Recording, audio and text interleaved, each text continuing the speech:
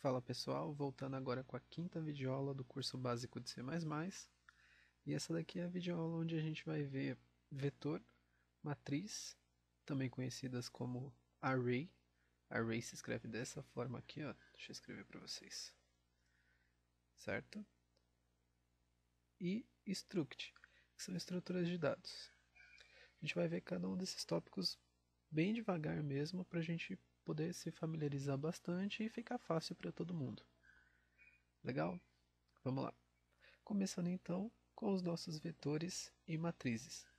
Vetor é um conceito, vamos dizer assim, conveniente para nós aqui, mas na verdade, fora do país, em outros lugares, é apenas usado o conceito de array, de matriz. Matriz unidimensional, que para nós aqui são os vetores, e matriz bidimensional ou com múltiplas dimensões, que são as matrizes que nós chamamos aqui, né? Bom, vamos lá. Então, existem dois tipos de matrizes. A matriz unidimensional, que possui uma única dimensão, que para nós é o vetor, como eu disse, ou as multidimensionais, que tem duas ou mais dimensões. Tá bom? Um exemplo de matriz unidimensional. Lembra lá na nossa segunda videoaula que eu disse para vocês, olha, essa variável aqui do nome, esse char nome, é um vetor. Então, olha só, por que ele é um vetor? Ele tem aqui 40 posições para armazenar 40 caracteres. Então, eu consigo armazenar um nome que tem até 40 caracteres. Isso daqui caracteriza um vetor. Por quê? Porque ele só armazena dados de um mesmo tipo em sequência. É isso que caracteriza uma matriz unidimensional, um vetor. Qualquer tipo de matriz vai ser capaz de armazenar um único tipo de dado e em sequência. Tá ok? No caso do vetor, é apenas uma sequência como eu exemplifico aqui. Ó. Se eu quisesse escrever meu nome. Vamos imaginar que cada um desses quadradinhos aqui que eu tentei desenhar seja onde esteja armazenado um dos caracteres. Então aqui, ó, vamos imaginar que eu só escrevi Eric nessa posição aqui, ó, nessas posições conforme eu tenho aqui, com o nome suportando até 40 caracteres. Então na minha posição 0, ele vai armazenar o E, na posição 1 o R, na 2 o I e na 3 o C. Então ele usa 4 posições do vetor para armazenar 4 caracteres. Esse char nome vai de 0, do índice 0, isso daqui são índices, tá? Esses números aqui em cima são os índices do meu vetor, ou da minha matriz unidimensional. Então ele vai de 0 até 39. Se vocês contarem de 0 até 39, tem exatamente 40 posições. Então a gente nunca vai usar a última posição do vetor, porque de repente a gente pode utilizar a posição 40 e pegar o que a gente chama de lixo de memória. Você não pega exatamente um valor que você queria. Você pega algo que estava solto lá na memória e veio parar na sua variável, exatamente nessa última posição. Então não é recomendado que vocês utilizem a última posição de um vetor ou de uma matriz. Por isso, tudo, tudo que vocês vão fazer com vetor ou matriz inicia no índice 0. Ah, mas por que eu não inicio do 1? Porque se vocês iniciarem do 1, vocês perdem a posição 0. Então é como se eu estivesse desperdiçando memória. Isso para um programa pequeno aqui como o nosso, praticamente não vai fazer diferença. Mas imagine um programa grande, onde você tem diversos vetores, diversas matrizes. Vai ser um grande desperdício de memória, tá bom? Então, sempre vamos começar da posição 0. Legal? Para percorrer aqui os índices de um vetor, nós utilizamos geralmente estruturas de loop. A gente pode fazer na mão, mas geralmente a gente utiliza uma estrutura de loop. Eu vou exemplificar aqui com o for. Imagine aqui que fosse um vetor de números inteiros.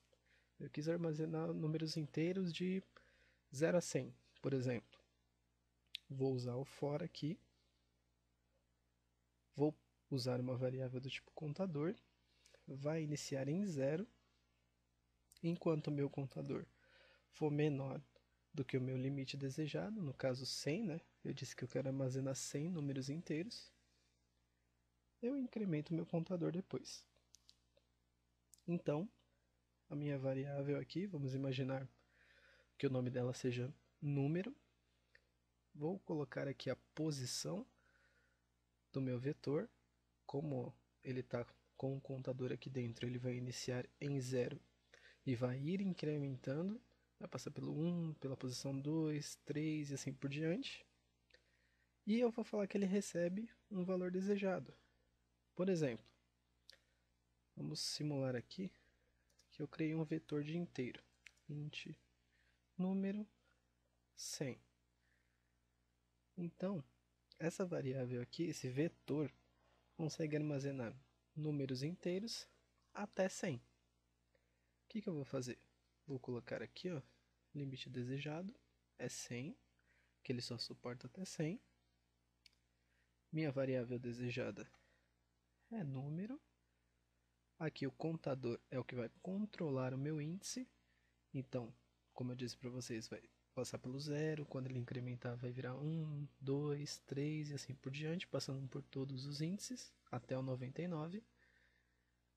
E aqui o valor desejado, eu posso até fazer um cálculo. Posso usar o próprio contador mais 1.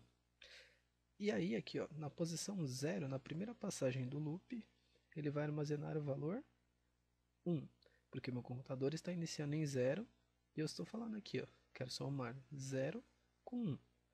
Na posição 0 do meu vetor vai ficar gravado o número 1. Voltando ao loop, na minha posição 1, no meu índice 1, vai ficar gravado o valor do contador, que era 1, mais 1. Então vai ficar gravado 2. E assim por diante.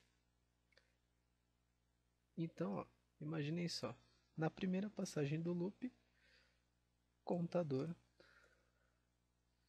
está valendo 0. Contador igual a igual, né? A 0. O meu número está com o índice 0, porque meu contador iniciou no 0. E ele está recebendo contador mais 1. Ele está recebendo isso daqui, ó, 0 mais 1, que vai ser igual a 1. Então aqui, ó, no meu índice 0, ele está recebendo o valor 1. Isso na primeira passagem do loop, ó. Primeira passagem do loop. Deixa eu colocar aqui a indentação. Na segunda passagem do loop,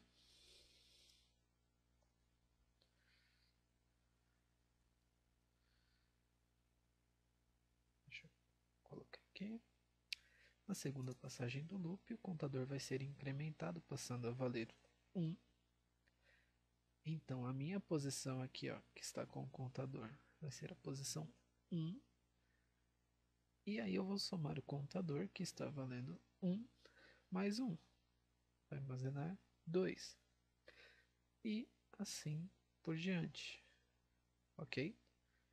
Então, é dessa forma que nós percorremos um vetor. Se eu quisesse, por exemplo, colocar os valores de 1 a 100 nesse vetor aqui, ó. Tá bom?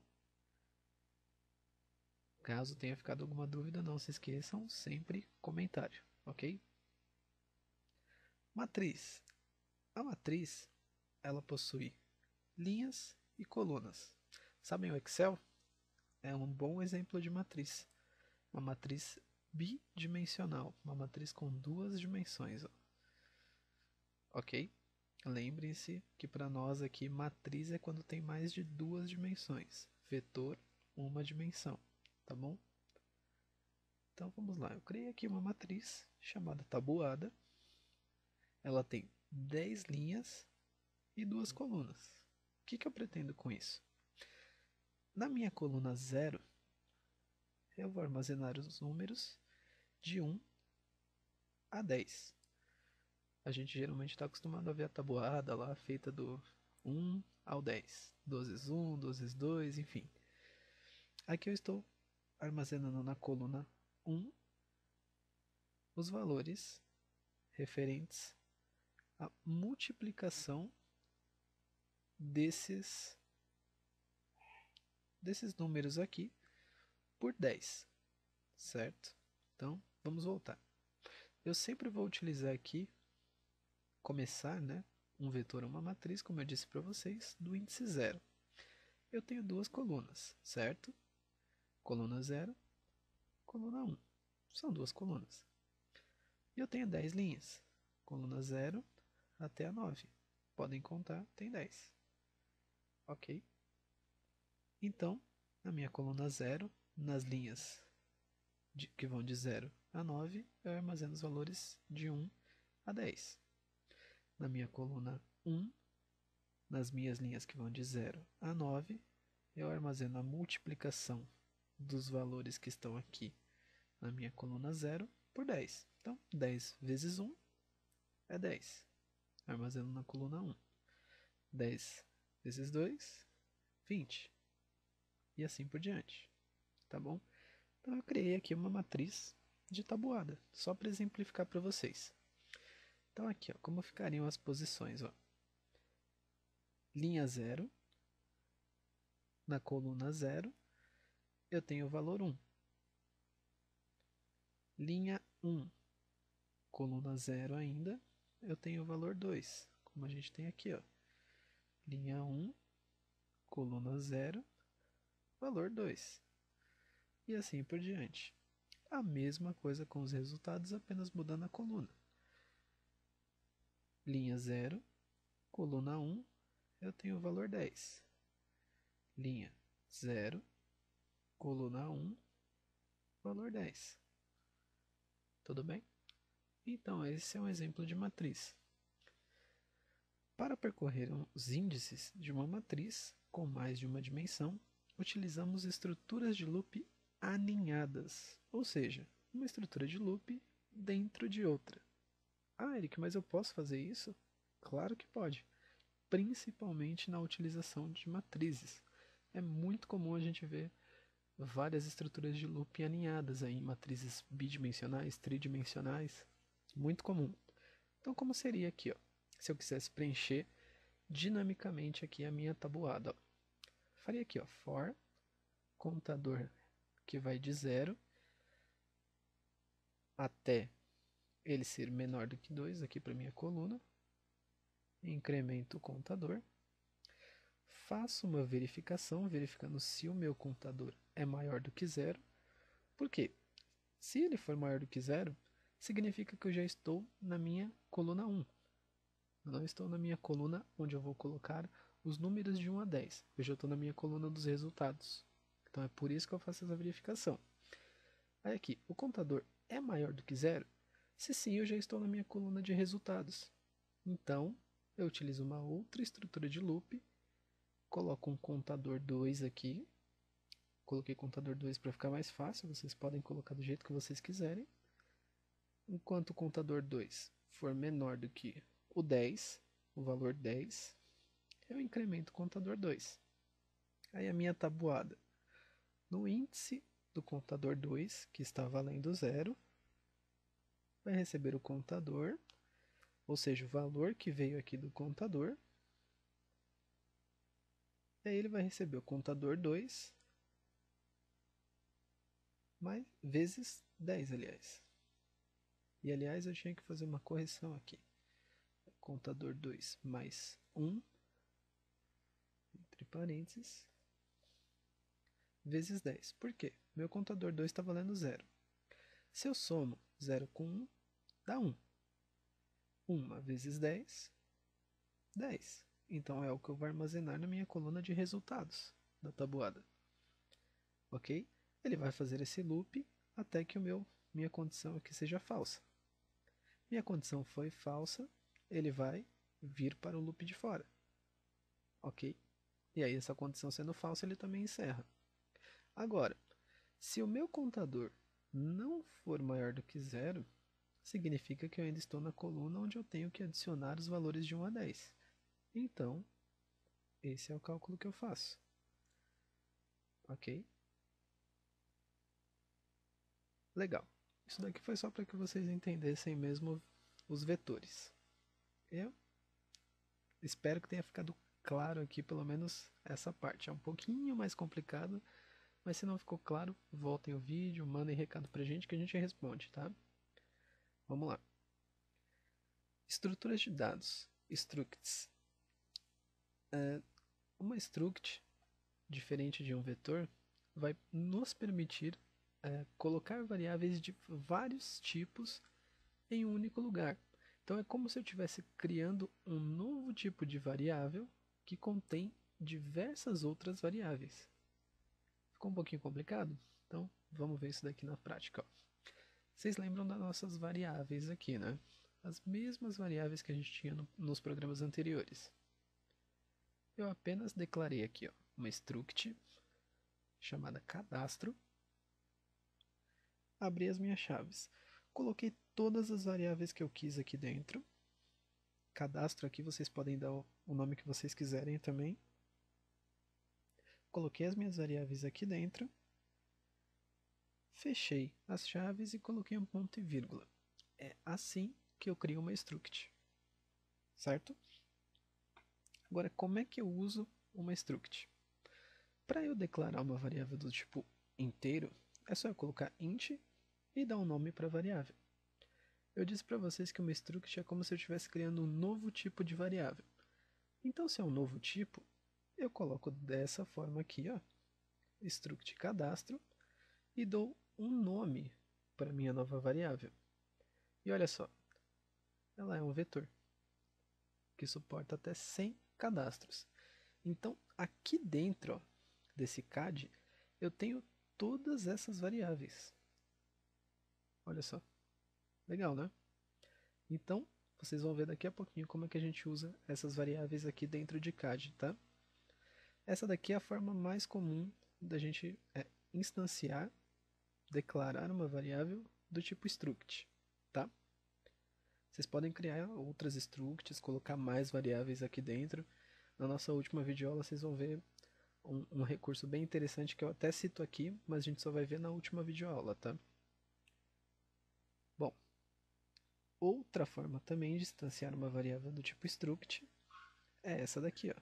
Eu fazer struct aqui da mesma forma como estava ali em cima e só colocar, depois de fechar as chaves, o nome da variável que eu quero. Aqui eu não coloquei ela como vetor, mas eu poderia colocar aqui, ó. Certo? E aí é como se eu já tivesse feito a declaração também. Aliás, eu já fiz a declaração. Então eu não preciso repetir aqui, ó, como tem aqui em cima, o struct cadastro. Só eu colocar o nome da variável que eu quero aqui, e se ela for um vetor, eu coloco a quantidade de posições que eu quero e pronto. Tá ok? Legal. Assim, podemos utilizar uma estrutura de loop ou decisão dentro da outra. Também podemos utilizar uma struct dentro de outra. Então, da mesma forma que a gente utiliza o for dentro de outro for, um if dentro de outro if, a gente pode também utilizar uma struct dentro de uma struct. Só que isso daqui fica um pouquinho complicado. Então, vou deixar essa parte para a próxima aula. Exatamente o que eu estava falando, que é um recurso interessante, mas a gente vai ver só na próxima aula e não com muitos detalhes, porque isso daqui já é um pouquinho mais intermediário para avançado, tá bom? Tá, então para acessar aqui os itens de uma struct, a gente vai fazer desse modo. O nome da variável que eu dei, deixa eu só tirar esse vetor aqui, ó. Vamos supor que eu dei o nome de CAD e queira acessar essas variáveis que tem aqui dentro. Eu coloco assim, ó, CAD, ponto, e o nome da variável que eu quero. Legal? Simples assim. E a mesma coisa aqui, eu usei a idade e o sexo como exemplo. As outras, mesma coisa, só colocar o nome da variável da sua struct, do tipo struct, ponto, o nome da variável que está dentro da struct e que você deseja acessar.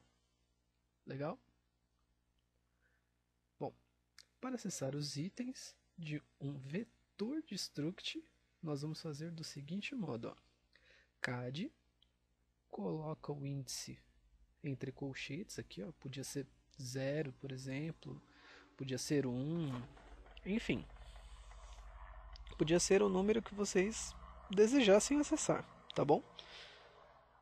Aí, como eu não tenho nenhum número específico aqui, eu coloquei índice mesmo só para exemplificar, tá? E aí a mesma coisa, ponto, a variável que você quer. Sempre assim, tá bom? Certo. Agora vamos para o nosso programa em si. Eu disse que ele ia melhorar um pouquinho e vocês vão ver aqui as mudanças que a gente fez. Primeiramente, tem uma variável nova chamada cadastros e ela é inicializada com o valor 0. Essa variável aqui tem o objetivo de contar quantos cadastros foram feitos. Não se esqueçam, o meu vetor aqui, ó, de struct é limitado a 100 cadastros, ou seja, só posso cadastrar 100 funcionários. Isso daqui vai me permitir armazenar todos os cadastros que foram feitos. Eles vão ficar gravados efetivamente dentro do meu vetor. Eu vou conseguir acessar qualquer um deles. Vocês vão ver isso. Tá? Então, contagem dos cadastros que foram realizados. Esse é o objetivo da variável cadastros. Fora isso aqui, nada mudou. Deixa eu descer aqui. Mais um pouquinho. Legal. Estamos na nossa função de cadastrar. Nada mudou aqui também. E nada mudou aqui também. Na parte de pedir quantos funcionários o usuário deseja cadastrar. Aqui mudou.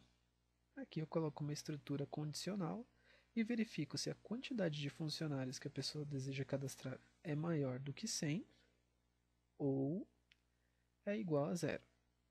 Se uma dessas condições, qualquer uma delas for verdadeira, eu vou colocar aqui, ó, a quantidade deve estar entre 1 e 100.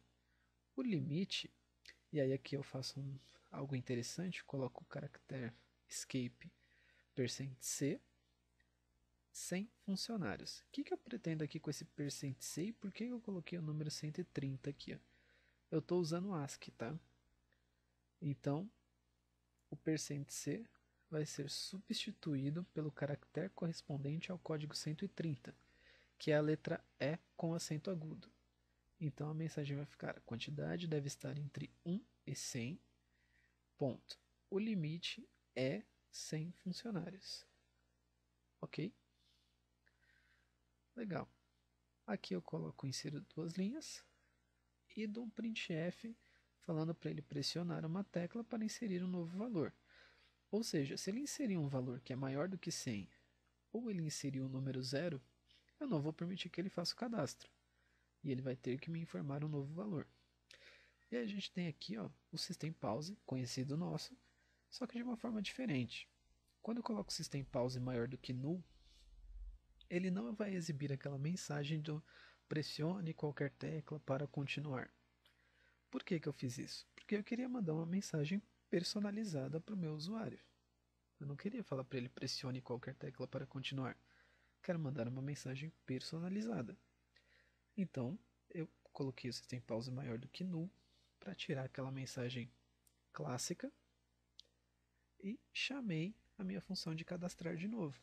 Ele vai voltar ao começo do cadastrar e vai fazer tudo de novo. Até aqui, pelo menos. Até essa verificação. Agora, caso ele digite um valor entre 1 e 100, eu vou falar que os cadastros, a minha variável cadastros, vai receber a quantidade de cadastros que ele desejou menos 1. Nossa, mas por que você fez cadastros menos 1? Você vai ficar com um cadastro a menos. Não, não vou ficar. Lembrem-se de que o índice de um vetor começa na posição 0. Então, se ele disse para mim que ele quer cadastrar 100 funcionários, eu tenho que armazenar 99, porque eu vou usar a posição 0. Então, eu vou de 0 a 99. São 100 funcionários do mesmo jeito. Ok? Por isso que eu cadastro quantidade menos 1. Aliás, por isso que os cadastros aqui, ó, recebem a quantidade de funcionários que ele deseja cadastrar menos 1. Ok? certo? Insiro duas linhas e aqui eu faço o nosso cadastro normalmente como a gente tinha feito no programa anterior. Realizo o cadastro e aqui, ó, olha só, eu criei a minha struct lá em cima, certo? Para gravar o nome é desse jeito aqui, ó.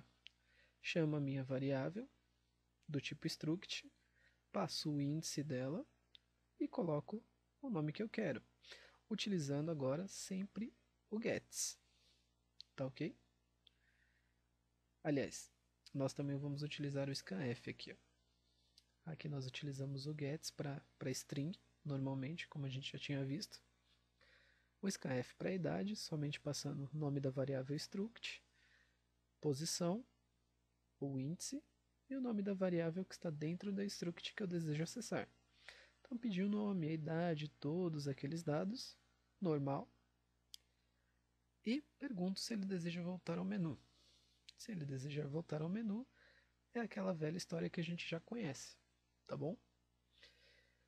Agora eu também mudei aqui a parte de visualizar cadastros.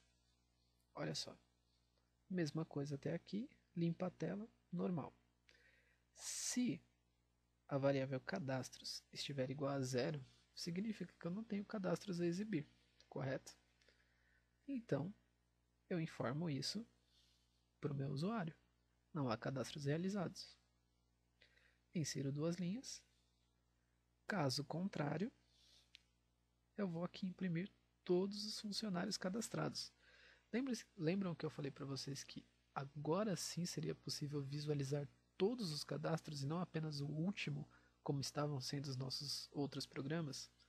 Então, quando eu tenho um vetor, ele vai fazer lá mais ou menos aquele desenho que eu fiz, aquelas linhas, aquelas colunas, e vai conseguir gravar tudo que for feito na memória. Porque eu tenho a minha struct, a minha estrutura de dados, que contém todas aquelas variáveis. Ela é um vetor. Então, em cada uma das posições do vetor, em cada um dos índices, eu vou ter todas aquelas variáveis da minha struct. E isso tudo vai ficar na memória, disponível para eu acessar quando eu quiser. Ok? É por isso que agora eu consigo exibir todos os cadastros realizados. Sejam 3, 5, 20 ou 100 cadastros, que é o meu limite. Eu vou conseguir visualizar todos, ok? Coloco tudo isso daqui dentro de um loop. A verificação do loop é: o contador vai receber zero. Enquanto o meu contador for menor ou igual ao que eu tenho no cadastros, lembram-se que eu falei do cadastros lá, porque ele recebe a quantidade de funcionários cadastrados menos um, para eu poder fazer essa verificação aqui, ó, menor ou igual. Ah, mas eu também poderia receber a quantidade que ele colocou lá, e ao invés de fazer verificação menor ou igual, fazer verificação de menor. Sim, poderiam sem problema, mas eu já preferi deixar assim, até para mostrar para vocês que também é possível realizar outros tipos de verificação a não ser maior, menor, maior ou menor, tá bom? Calculo aqui o desconto usando agora a minha struct, usando a variável salário que está dentro da minha struct. Mesma coisa aqui para exibir o nome, a idade, o sexo, o endereço e todas as outras informações. Tá ok? Então, dessa maneira aqui, a gente já está conseguindo fazer um programa bem melhor do que os nossos anteriores, tá? Aqui é aquela pergunta clássica, se ele deseja voltar ao menu, e acabou. O único problema desse programa aqui, aliás, esse programa só tem um único problema. Vocês vão descobrir conforme vocês forem fazendo o teste. Eu vou rodar o programa agora, para a gente poder testar, e aí vocês vão ver aqui o único problema desse programa. Olha só, executar, compilar e executar.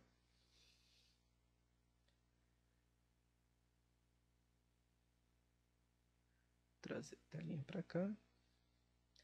Certo, eu quero cadastrar no novo funcionário, opção 1. Dei Enter. Quantos funcionários deseja cadastrar? Vou cadastrar 2. Cadastrar o funcionário 1. Digite o nome. João, idade 40, sexo masculino, endereço rua tal 123, telefone 11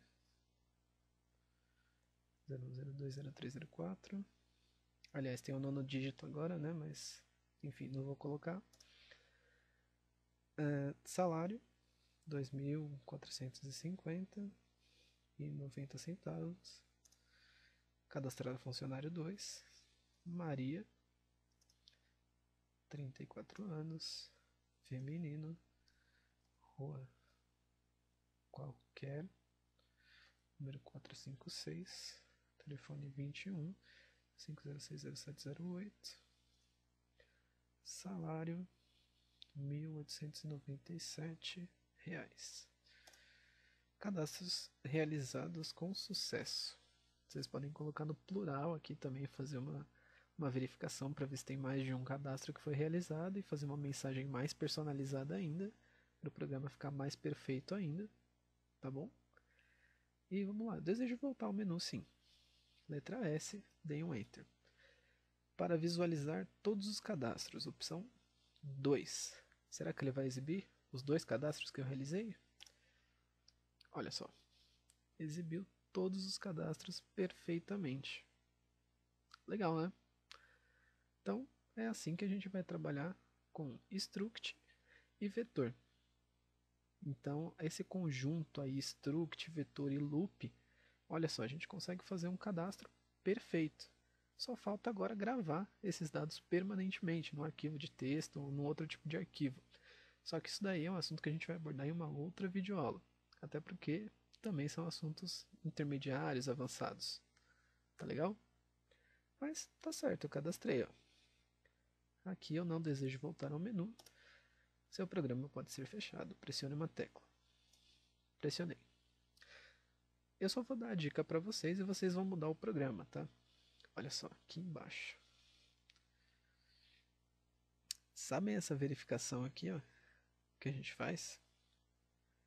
Se a quantidade for maior do que 100 ou a quantidade for igual a zero, eu não vou fazer o cadastro. Vamos supor que o meu usuário digite 1. Aí eu vou vir aqui no meu cadastro. Cadastros vai receber a quantidade menos 1. Legal. Ele vai receber 0. Aí eu vindo aqui no meu visualizar, ó, contador menor ou igual a cadastros. Contador está valendo 0 e cadastro também. Será que não vai dar pau aqui, ó? Contador menor ou igual a cadastros? Não, né? Por isso que eu coloquei a condição de menor ou igual. Aí é o que eu estou falando para vocês. Vocês também podem modificar para menor.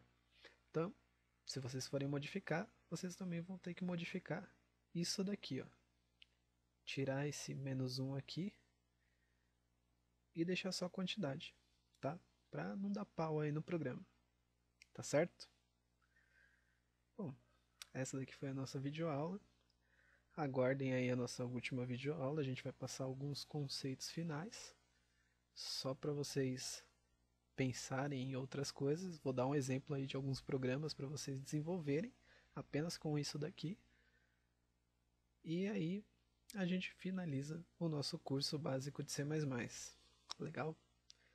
Então estou aguardando todo mundo aí na próxima videoaula. Espero que vocês tenham gostado dessa. E até lá então.